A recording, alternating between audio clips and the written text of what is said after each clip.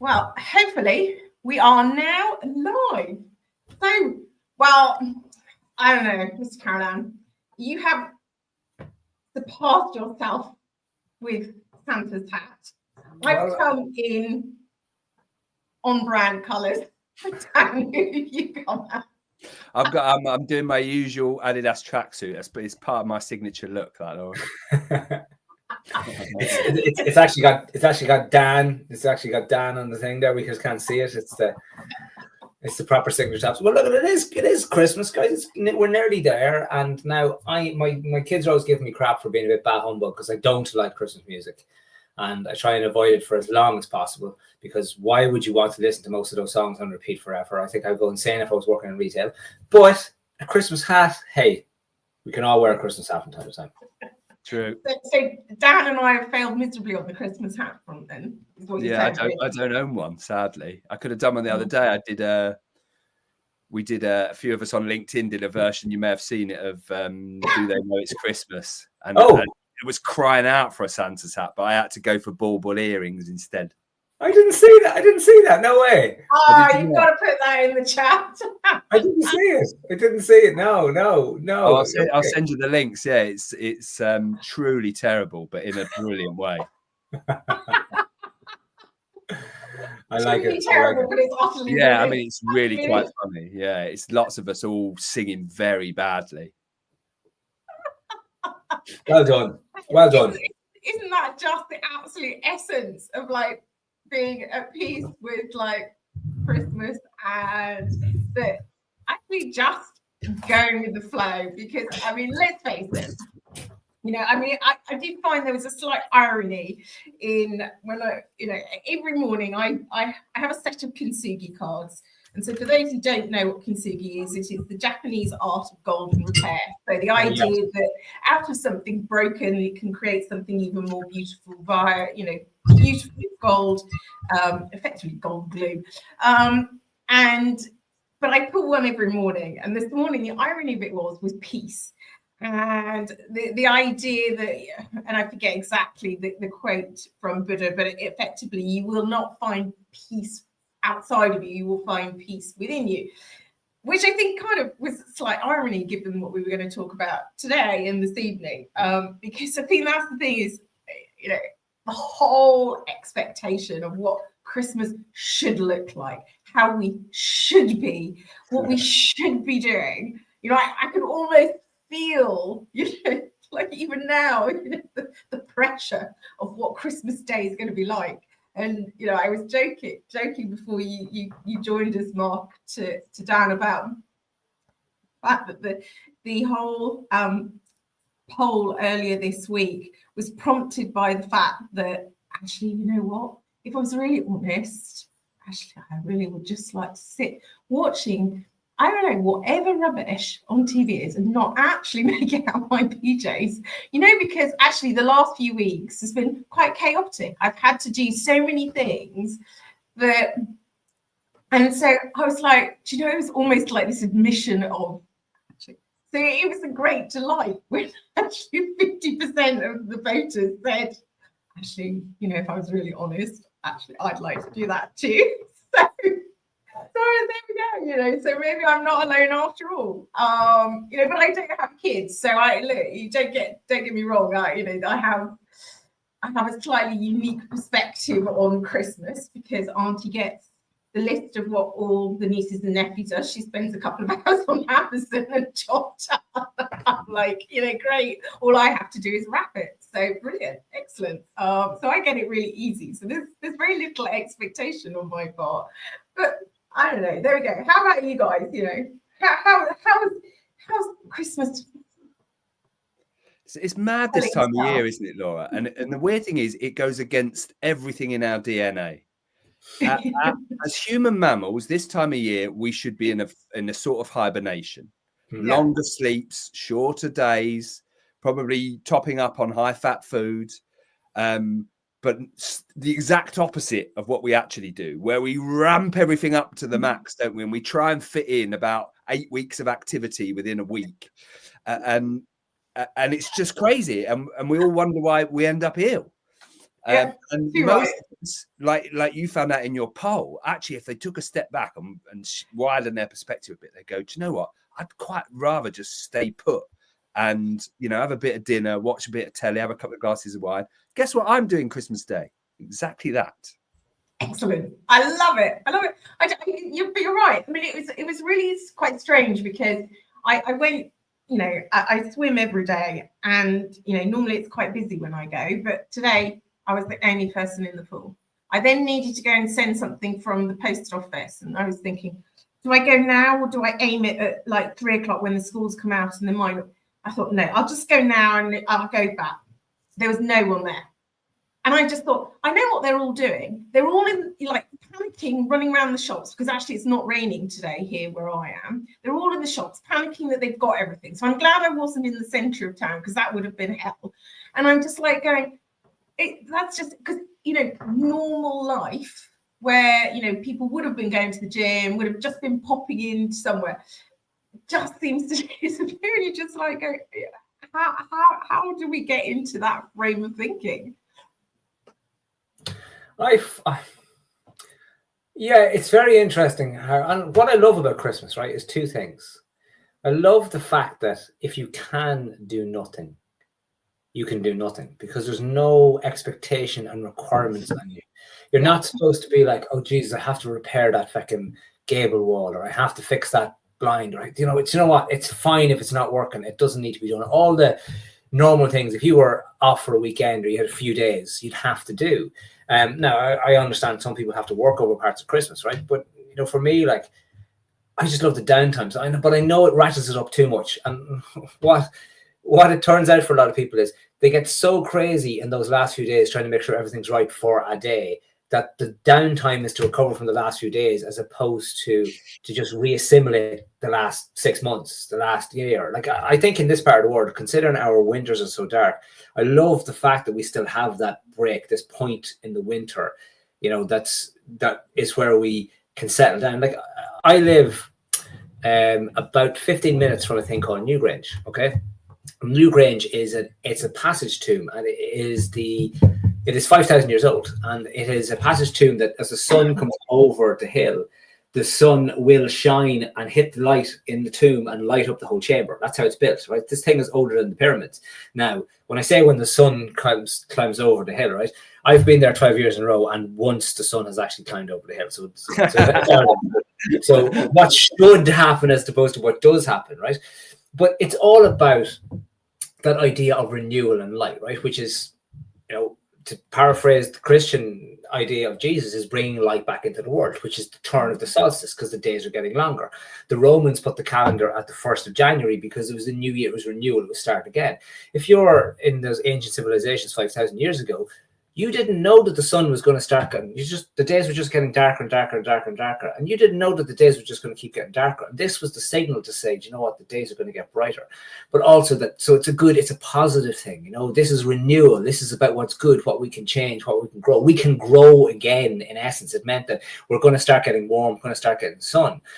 And I think that's an essence of this whole period that we lose a little bit too easy. I know we fall into this New Year's resolutions nonsense thing, which is a wrong pressure, but there is a lovely sense of that. And I think, Dan, you hit the nail on the head there. Like, we are supposed to be in that hibernation. You kind of come into terms with how our year has been, what has been going on for us, kind of sitting with that a little bit, so then we can bloom and start growing again as we get into the new year. But we don't give ourselves the time for that to happen.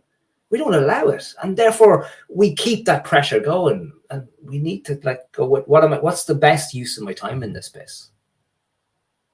No, but I think that's the thing, is we don't actually use the time to take the balls. I think that's the problem, is we just kind of going, well, I've got a space now I'm going to fill it with lots of stuff, and then go, oh gosh, I'm exhausted. So I start the new year exhausted. It's the new year, so I'll start some new Year's resolutions just because. And we don't. What's that? Everyone says so, because that's what we all do, right? Yeah. I mean, because of course the narrative from retail, from everything, is that that's how it is. And as much as we try to push against the tide of saying, no, I'm going to do things differently, it doesn't matter, because the tide is as a general flow through the year that's dictated beyond us. And so we can do lots of things against it, but it's very easy to get drawn into, the narrative that is the press, that is, what other people are doing, because the school year works in a particular way. And there's lots of things that are beyond our control that set the frame to what the year might look like. And that's, I think, half the challenge, is those things are beyond our control. And therefore, how do we still find a space for us where we can, say, no, actually, you know what? I'm quite happy doing PJs and a movie marathon on Christmas Day. But yeah, I mean, it's all about what you can and can't control. You've nailed it there, Laura. And one of my practices is constantly making sure and checking in. This is something I do daily, is check that what I'm focusing on are the things I can control. And I'm not focusing on the past or the future or things that are totally out with my control, because there lies stress and frustration and me burning unnecessary energy. And today's episode is called Making Peace with Modern Living. And you're right, so much of it there's very little we can do about. That there is a culture going on around us. There are systems and rules and paradigms and things that have nothing to do with us. So what we can do is focus on us and what our response to it is, and defining ourselves in relation to what happens, and making choices, and deliberate, conscious choices, not just doing things because we think we should or we have to or we ought to, or because somebody says so, or because it's this time of year, or because there's this rule and that rule and we've always done it that way. No, it's again, this is what I talk about all the time. What is your priority? What do you really care about? And a lot of us, we love our families and we want to see them at this time of year. Great. So yeah, let's do that, but not in a way that's going to make you resentful and ill.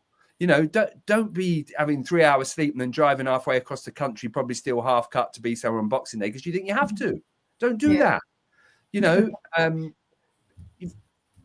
Mark's right. This is a great time of year where once we get this stupid part out the way, where we're all going nuts to try and make one day perfect, and it never is.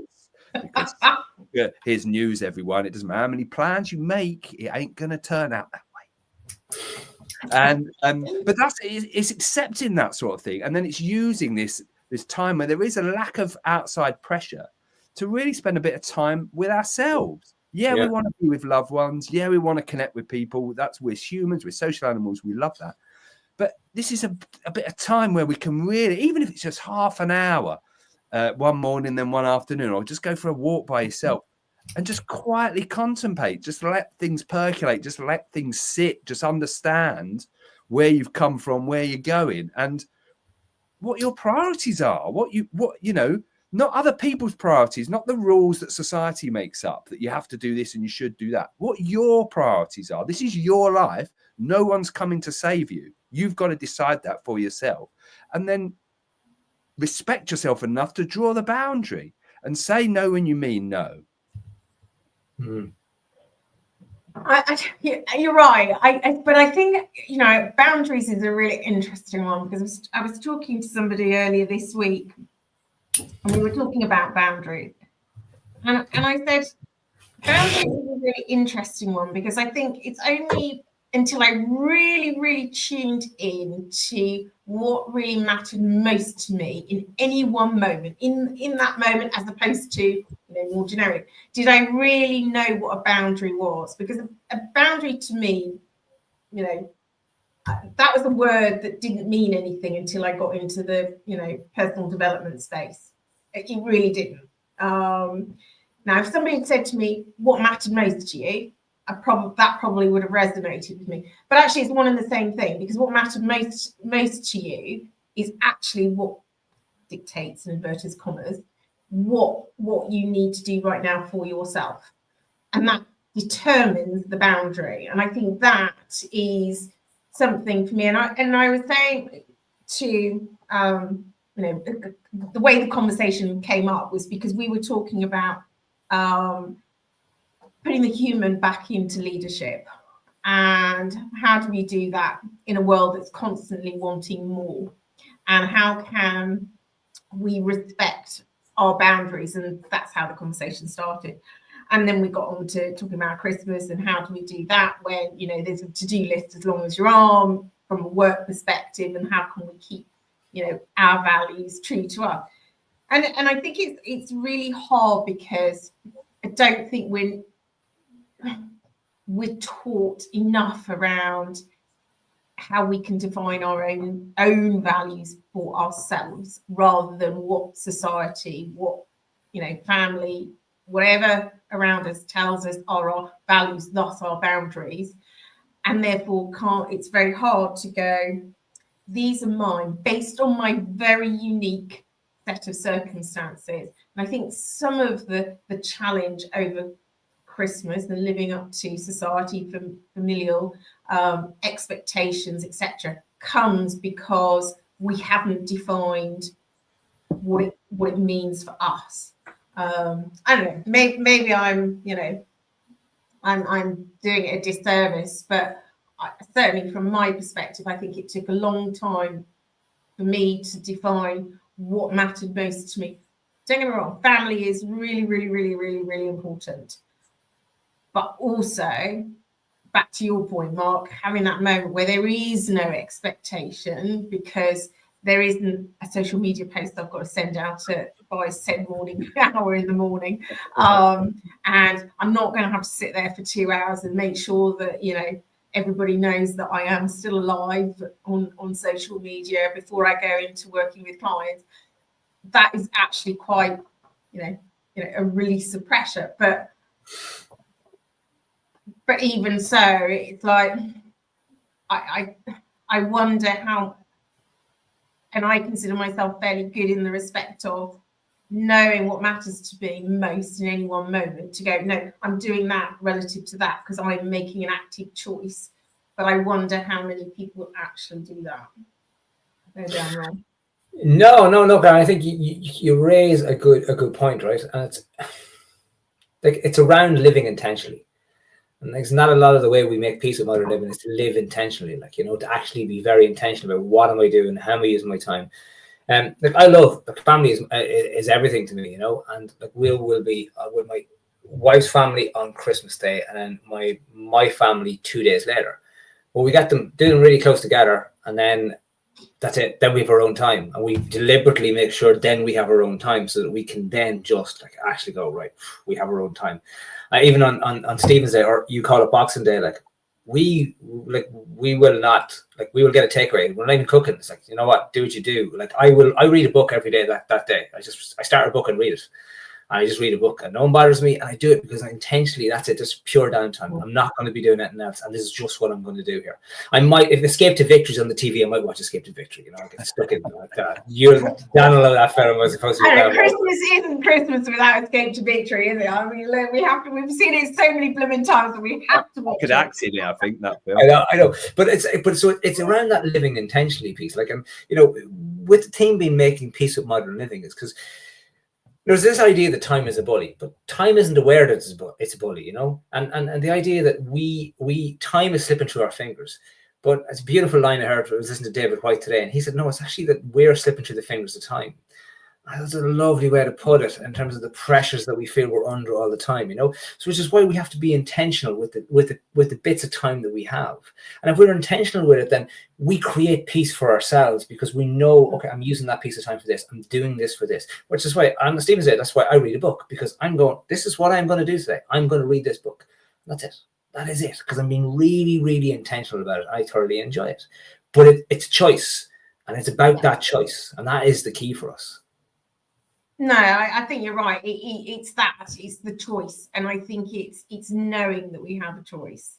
I think too many people just go, "Oh no, I have to do it. You know, I've got to do it for the kids. I've got to do it for this, and I've got to do it for that." Yeah, no, own it, choose it. You know, yeah, okay. There are some things that when, you know, you have a family and you have children, there are expectations. Own it. You know, what really strikes me about what Mark was saying there and what he does on Boxing Day is he's sending a really lovely message to himself to his own mind, I matter enough to put out this bit of time, and it's just for me. And everybody around him respects that, and he's respecting himself because he's being deliberate and making a conscious, deliberate choice, and he's owning what he's doing. So yeah, in modern living, yes, there are things that we do because we're expected to. Yes, we do want to show up for other people. Yes, we do want to give and we want to be there for other people. But it's a conscious choice, and we're doing that for ourselves. If we're saying to ourselves, we're doing it because we must and we have to and we should, we're just going to resent it, even if not consciously. And if we keep doing that, you're just going to build up more and more resentment, and it won't go anywhere. It will come and bite you on the arse. I totally agree, really, Dan. And I'm going to go one stage further, because actually I would say that when you intentionally give yourself that gift and you are calm because you are making a choice, actually the response to everyone around you as well is the sense of calm too. Because I notice when someone is, all het up because they're rushing around, it almost is like this sort of ripple effect. And then they wonder why everything's going wrong. Well, no surprises, because your energy center is like frenetic almost. So it sends out this ripple. So actually being grounded, and it comes back to, the post you wrote this morning, Mark, and I commented on, and I said, that's very much the inner strength of grounding. When you're very grounded in yourself, it's like that ripple effect of calm around you, and then you don't go into this kind of ripple of chaos. Because you're taking an active choice to be centered, to be grounded, to find your strength point. It's huge. Romana said here, the power of intention is huge. Yes, I totally agree. What life do I choose? I find that understanding one's values, what's important to us, before we do run into things like a headless chicken, is something to be considered when making choices. Absolutely spot on, without doubt. And that's true. And it goes back to what you're saying, Mark, and what you do on what we call Boxing Day to the Evening Day, where you're actively taking or intending to read a book. That choice gets you grounded, and I am very sure there is, a relative calm. Oh, I'd like to. I'm at absolute peace, and I think, it's interesting, the chaos that's there, right? We're creating it. It doesn't exist without our input. The mayhem doesn't exist without our input. Like, it can exist around us. And we go, okay, go on ahead, mayhem. I don't want any of it. I'm fine. Like Christmas is the classic time. And like, okay, let's be fair. There are people who have to go to families and their family doesn't get on, and there are members in the family don't get on, and everyone's waiting for the spark, and then suddenly it's gone. Like, the explosion has happened. But that can only happen if both people engage, if they create it together, they create that fusion, and it becomes the fucking nuclear bomb, as opposed to, I'm not getting involved. This is not worth it for me. You go on, but I don't need that this year. And then we just let it go. We let it go. We allow it to go wherever it needs to go, instead of having to play our part in the creation. Because we're creating everything in our world. We're creating it all the time. Peace or the stress, the anxiety or the calm. Which are we choosing? No, spot on. Choice is the key thing. But I guess, I don't know. There's something goes in my head where, we talked about it before. It is a choice, but he's sometimes making that choice hard because we don't have the clarity, and we're just so lost in the noise. Of course, everything's hard without clarity, Laura, isn't it? Everything's and then we have all these, Mark was kind of alluding to it there, all these stories that we make up and we share too, and then we get trapped in them, so we don't feel like we have a choice, because we feel like we're trapped in the story and it's happening whether we like it or not. So a lot of the time, I've spent most of my life feeling like a victim of circumstance, Laura. So a lot of the time when I was in that mode, I didn't feel like I had a choice. I felt like life was happening around me, and there was nothing I could do about it. And it was only when I realized that actually, when I turn my attention inward and I deliberately create my perspective, oh, wow, now there's limitless choice. There's limitless possibility. I don't buy into my story or anybody else's story. Oh, wow, every day's a blank sheet of paper. I can make choices. Even if it is things I have to do, I'm choosing that, right? Yeah. And sometimes I'm choosing not that. Because that's what I want to do. That's how, we're free to define who we are in relation to what's happening to us in every moment. Yet very few of us actually feel like that. So how do we break that cycle? How do we recognize that we have that choice? Because it's not as straightforward as going, tomorrow I'm going to realize. No, it's not, is it? Sadly, no, it's about peeling layers back, isn't it? And it comes back to the awareness and responsibility piece. We have to be aware of the decisions we are making, or the actions that we are doing, whether they're conscious or unconscious, that are creating the situation, and begin to take responsibility for it. So I was only thinking there about, I met a friend this morning, and he has two small kids, 2 and 4 years old. And I was like, how's life? It's mayhem. It's just manic, and that's a choice. It's himself and his partner went up the stairs one night, and okay, so 4 years later you've utter mayhem, right? Because you went upstairs twice, and it's a choice. It's a choice in what has occurred because of it, right?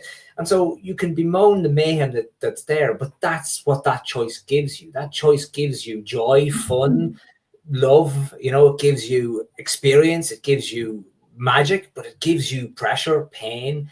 Another beautiful line I heard today, it's like, no matter what, the world will break your heart. It will, no matter what. Once you engage in it, unless you don't care about anything in the world, it can't break your heart. And you can't do that. So therefore, you have to get comfortable with heartbreak, because there's no other option in the situation. And we're talking about choice here. So there are spaces where we have no choice. There's no choice whatsoever. There's nothing we can do about this situation. Therefore, we need to accept this situation. We need to say, it's out of my control. It's gone. There's nothing I can do here. And it can be hard to accept, especially when we come across situations that are emotional, let's say with the family around Christmas, and there's a lot of emotion driven into this. So the acceptance piece can be very hard. You hear people talk about radical acceptance. Radical acceptance is an amazing thing if you can do it, but if the emotion is so high, it's very hard to radically accept something. So then it's about adaptation. How do I adapt to this in a way that I'm comfortable with, that I'm okay with it, that I can get by with it, that I can live with it, that I can make peace with it in my own way?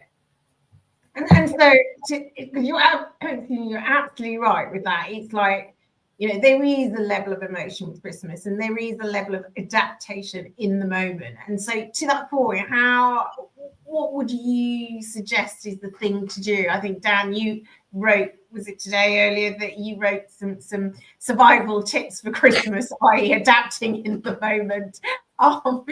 When you started to feel that, maybe something was going to go off. And that stuff is, as Mark said, it's all about self-awareness. It's all about understanding, emotional intelligence, understanding your state. And in those moments where you don't have much choice, it is what it is. Fighting what is one of the most fruitless things you can do. So, but yet we do. This shouldn't be happening to me. These are stories we tell ourselves, and you will feel like that in some of your interactions with your family. This shouldn't be how it is, right? Yeah. But it is how it is. Now, what in that moment or at that time, the one thing you do have choice about is your perspective and your response. So you could see it as a slight against you. You could see it as something you need to fight. You could see it as meeting the high aggressive energy with more high aggressive energy, or you could remain calm. Decide, I'm going to take a different perspective. I'm not going to take this personally this time. And then see what that does to the situation energetically. Suddenly you're going to take the sting out of them, right? And then you're not getting defensive. And what you can do is give a little, I took the moral high ground. Or when the dog eats the Christmas pud that's been perfectly perfected, and there is therefore no pudding. You could just laugh and go, okay, well, we don't usually get to the cheese. Do what the French do. For the cheese.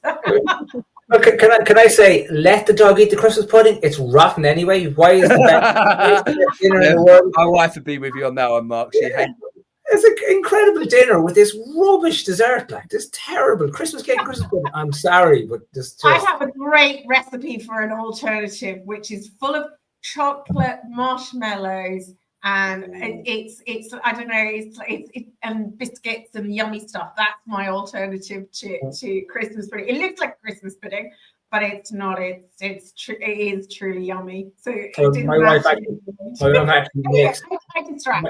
my wife makes a chocolate biscuit cake in the shape of a pudding and ices it like it's a pudding.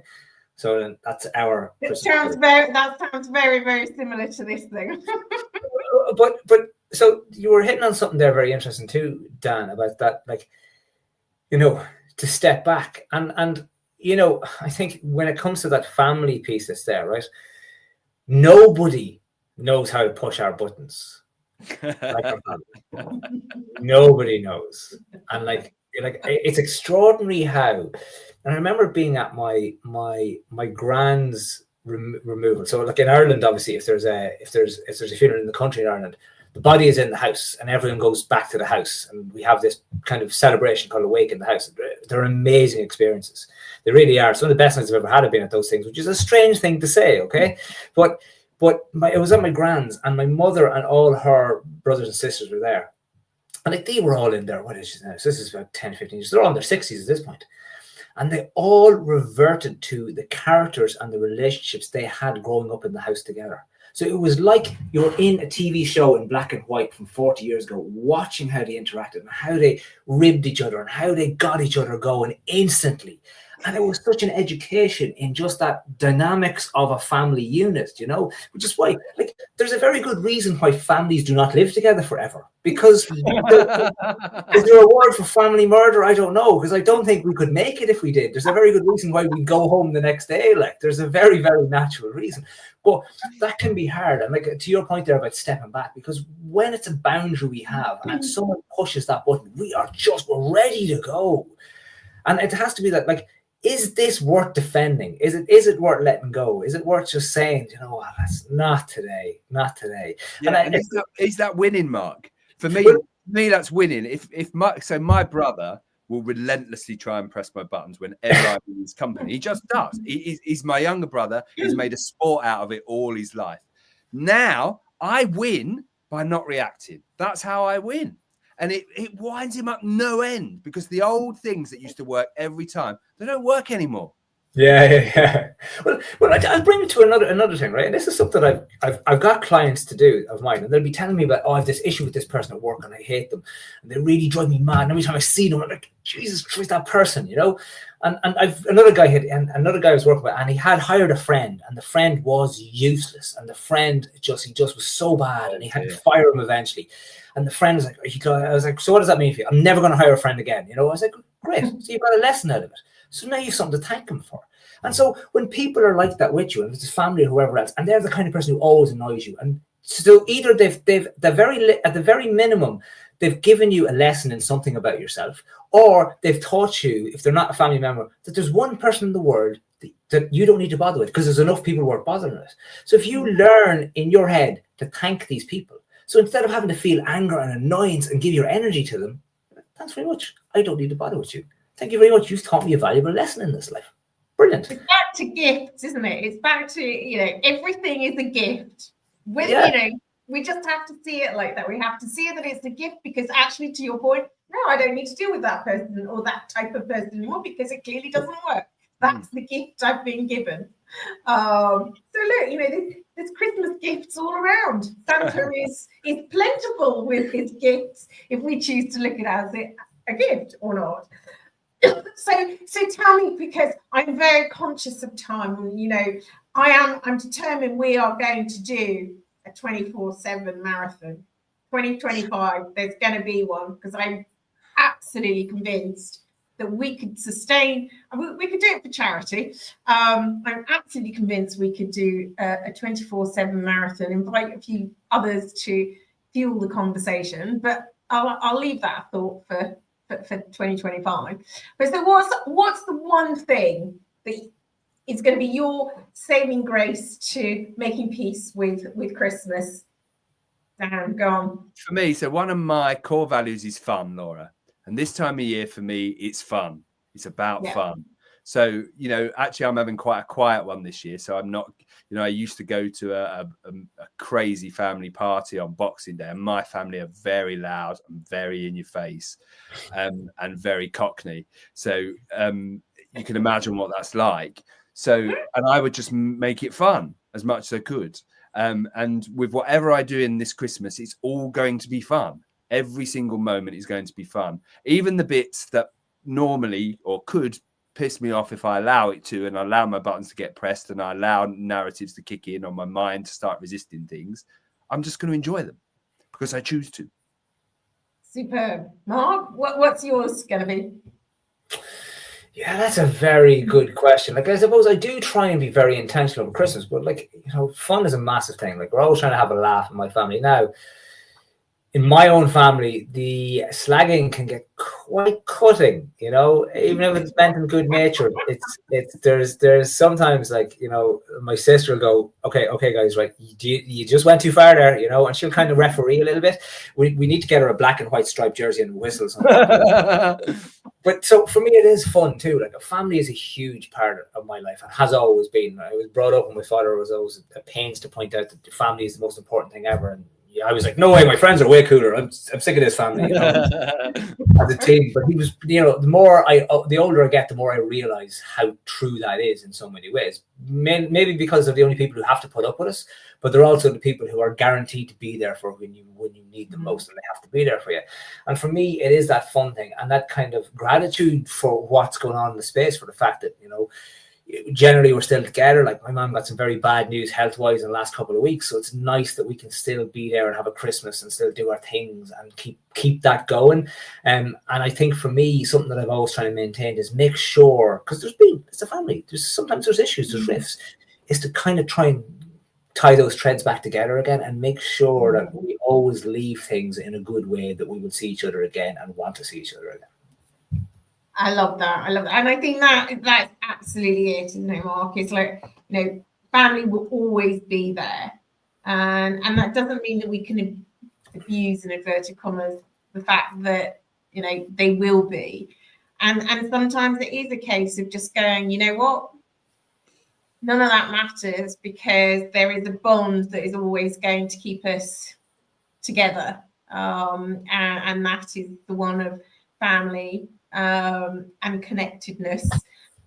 So, you know, I think that's absolutely beautiful. And for me, it's, you know, I will step into whatever melee